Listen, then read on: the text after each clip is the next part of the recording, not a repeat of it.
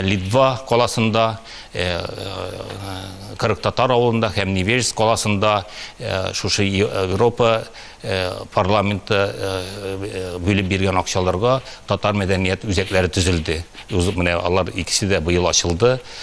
Шулай ук төрле илләрдә, төрле төбәкләрдә безнең милләттәшләребез шушы Европа берлекләре белән һәм үзләрендәге төрле ярдәмләшү фондлары белән эшләүне эшләргә өйрәнеп киләләр һәм шушы эшләр аларның оешмаларның эшчәнлегенә шактый ярдәм булып тора.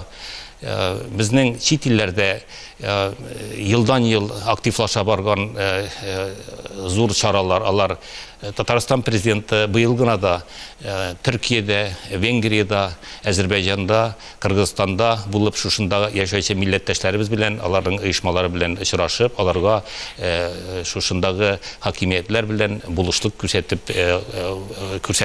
күрсәтте. Тагын шуны әйтәсем килә, безнең төрле төбәкләрдә елдан-ел милләтебезнең бийек шәхесләрен зурлау белән шөгыльләнүдә шактый алга китте. Быел гына да Казахстанда Усть-Каменогорск коласында, Чиләбе коласында Муса Җәлилгә һәйкәлләр ачылды. Инде Семипалатинск коласында татар оешмаларының инициативасы белән Бийек Тукайга булачак һәйкәл урынына таш салынды. Без бөтен Россия татар авыллары сабан туйларын уздырабыз белгәнегезчә.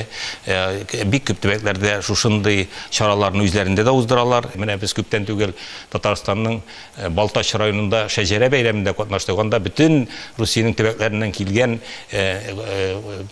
безнең хатын-кызлар оешмаларының вәкилләре килеп карадылар шуны. Катырлык, бөтен район, бөтен укучылар, яшьләр, ата-аналар, бөтенесе һәр авыл үзенең шәҗәрәсен булдырган. Менә шушындый хәрәкәт безгә бик кирәк, ул Татарстанда гына түгел, ул бөтен ил буенча татарлар яшәгән төбәкләргә таралырга тиеш һәм 4000-нән артык татар авылларының һәрберсенең үзенең шәҗәрәсе булырга тиеш дип саныйм мин. Менә быел яңа тагын бер проектларның инде без аны икенче тапкыр үткәрдек. Быел беренче тапкыр ул бөтен Россия проекты буларак Татар кызы проекты Чиләбе коласында без бөтен Россия Татар кызы бәйгесен уздырдык. 22 төбәк бу конкурста катнаштылар, 22 төбәк вәкилләре. Алла бирсә, мин шуны гына әйтә алам, бу бәйге шулай сабан туйлар кебек бөтен төбәкләргә дә таралачак һәм бөтен төбәкләрдәге безнең милләттәшләребез, бигрәк тә хатын-кызлар шушы үзебезнең милләтебезнең матурлыгын, сөйкемлелеген, туган телне ничек яратырга мөмкин икәнлеген бөтен дөньяга ачып күрсәтеп, милләтебезнең зур байлыгын шушы сәхнәдән күрсәтә алачакбыз дип саныйм мин.